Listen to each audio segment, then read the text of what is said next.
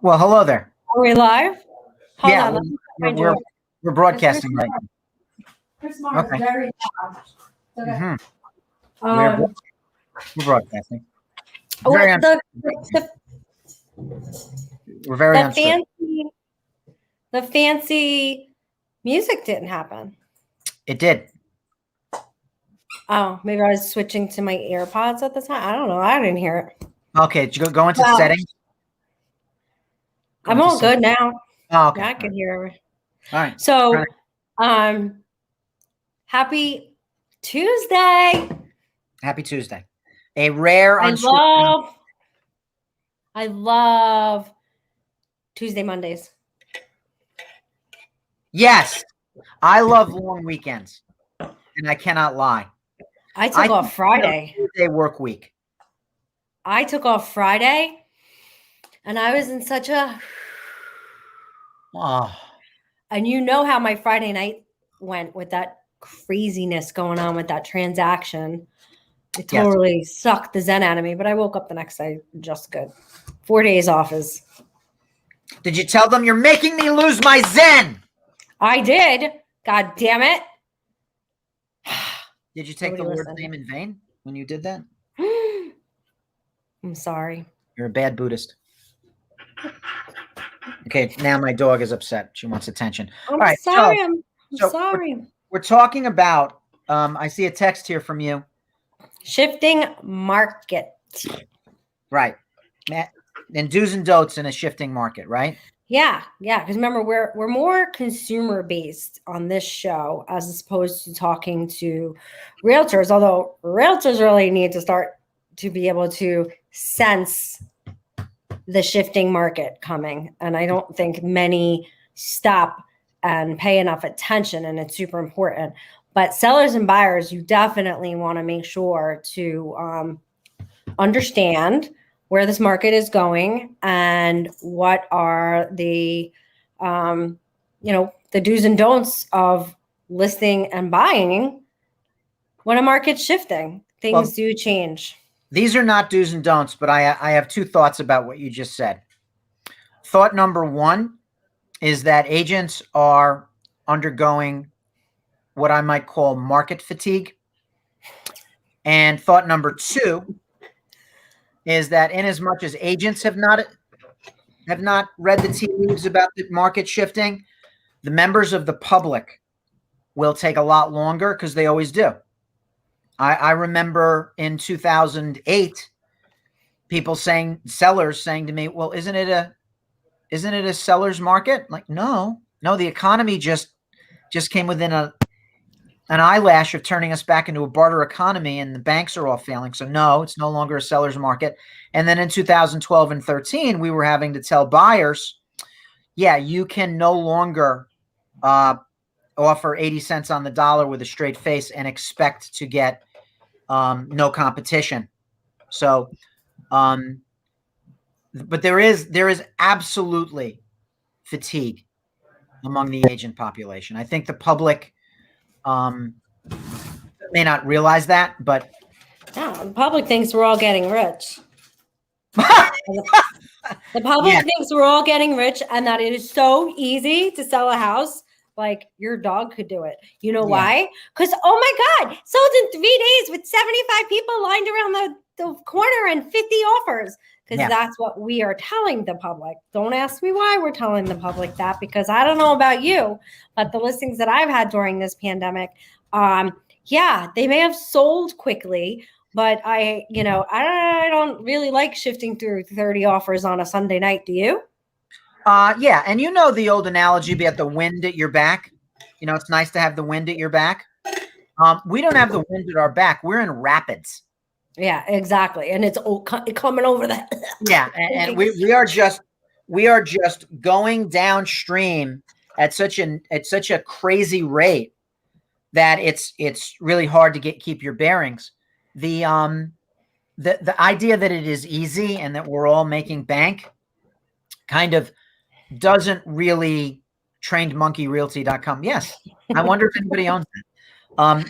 The idea that we have, it's just easy money right now and everything's low hanging fruit. Talk to buyers agents who are working with buyers for 6 months, showing them dozens of houses, making 10 I'm offers. just hoping. I want Tim to come up with that like puffy, pretty Persian kitty versus the cat. Yeah. Remember that we had that up? Yeah. There is that. It's tough out there. It's tough. It is tough out there. And it's Yeah. tough out there. And everybody thinks, oh, unless you're a seller. Well, most sellers need to know where they're going. And most markets in this country are experiencing the same kind of craziness. Yeah. So the sellers that are there you go. There you go. And that is accurate.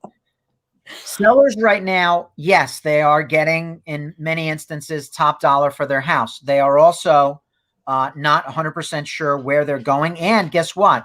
They're turning around and purchasing, and they are in the same market as the buyers that they just bent over a barrel. Yeah. Yeah. Right. So there's no lack of stress. Any extreme market, any market that is heavily tilted toward either buyer or seller, is going to magnify the innate difficulty that already exists in this business.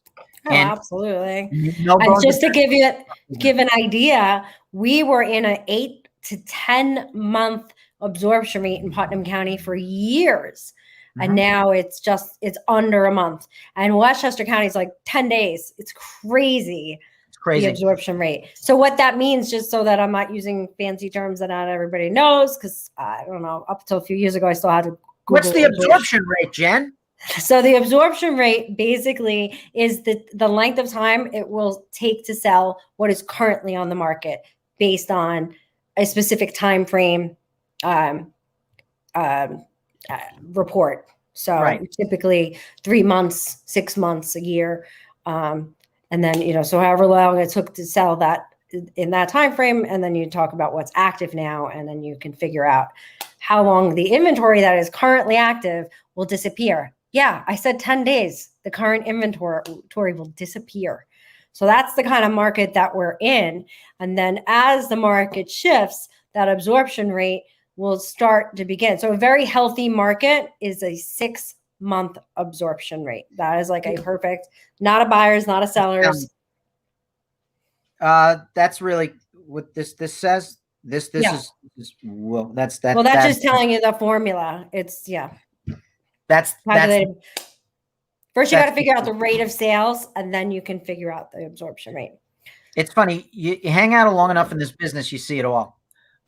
When you run comps, when you look at market activity, and there will be that list of homes spit out. We were used to 10 years ago, a list as long as your arm of homes that were not sold, and a teeny tiny little list of homes that were sold. Now, flip it. You've got everything that is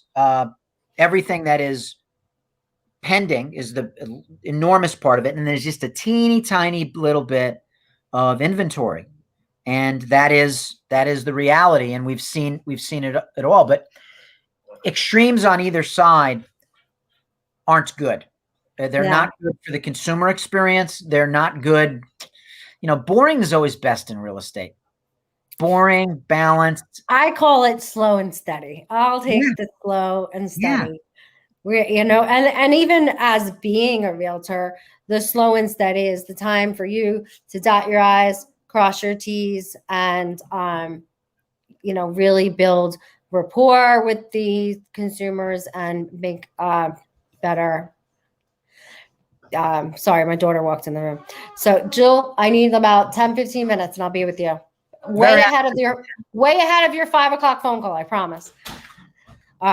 She's been getting a slew of interviews and photos from the newspapers and all that for her new store. So I always assist in the, what do I say to the reporter? So so signs of the shifting market, we've kind of already covered. It really is, it's easy for us if we're checking the hot sheets every day. It goes from 0 new listings, maybe 1 or 2 a week. I just did in an entire week, the entire MLS this week, which is name the counties, a lot of counties. Westchester, Putnam, Rockland, Orange, the Bronx, Dutchess, Sullivan. Brooklyn, Queens, Nassau, Suffolk. Maybe not Brooklyn Okay. officially, but Right. Sullivan. So It's like 10 counties. 86 listings in a week. That's it for all of those counties. Yeah. So, but in an area, you know how many are usually, and then all of a sudden you start seeing more and more come on, and the rate of sales starts to slow down, so on and so forth. So the signs of a shifting market are easier, I would say, for a realtor to be able to predict, but the newspapers are covering it. Just seems like sellers don't want to read the signs of shifting market.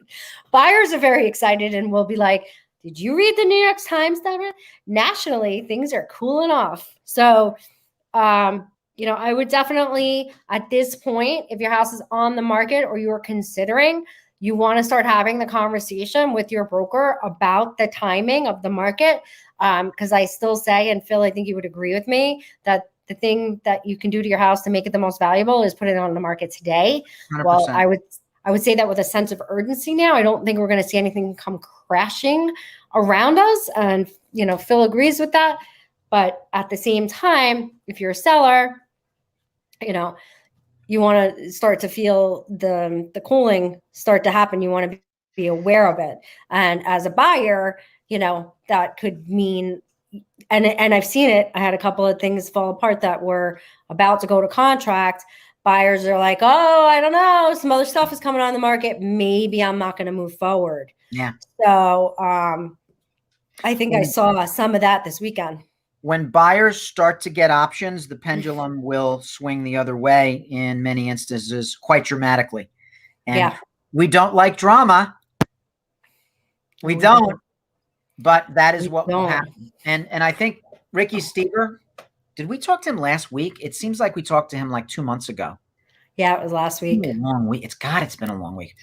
So his observation about things cooling off just a tad from the organic New York City migration to the suburbs and the increasing inventory of post-moratorium, read distress type, or shall we say more motivated sellers, more bank-owned foreclosures, more sellers who are kind of caught in the undertow of the COVID economy, who are, it's getting a little tight, haven't made the mortgage payment in 4 months. The restaurant closed, the business closed, we're way down. So that will start to give buyers more options. And but if it's too much, then we got more headaches. But what's going to taper that is, and I brought up the Ever Given a few times, but there's quite a few reasons why inflation is happening, and historically, inflation is good for a real estate market. Investors use real estate when they start sensing inflation is going up. So typically residential is the easiest because the leases are like 1 to 3 years. And so having something that you can increase after a year helps fight the cost of inflation, right? But now also historically commercial. However, with the impact of the vacancy rate, right, for office and retail, rental commercial lease prices have come down. So I'm not sure it's going to hedge people's bets that the way that they thought.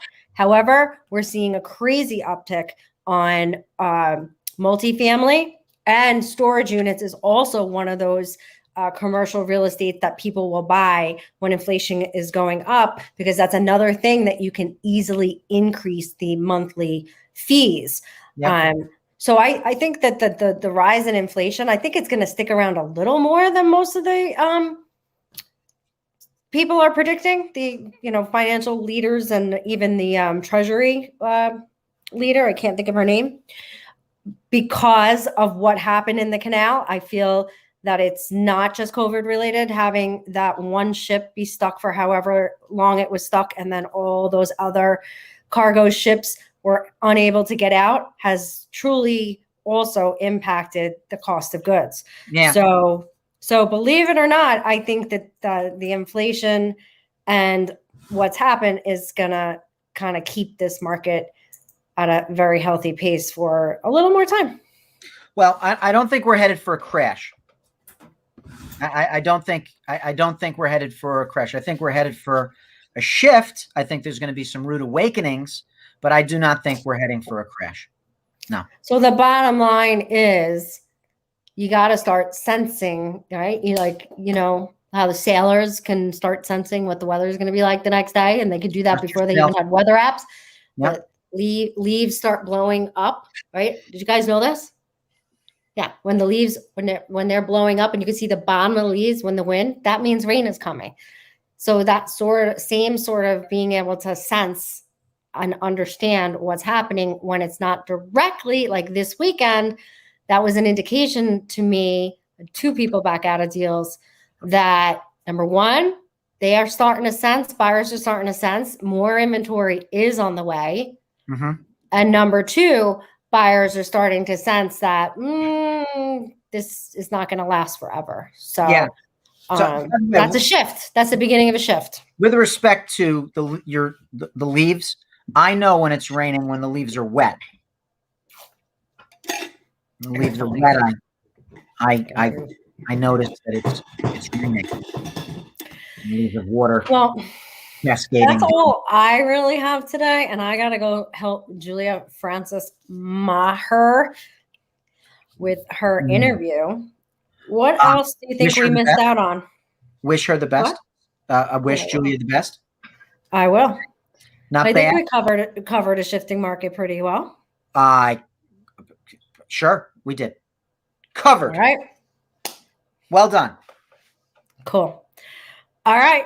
Well, have a great week, and we'll see you next week on Real Estate Unscripted.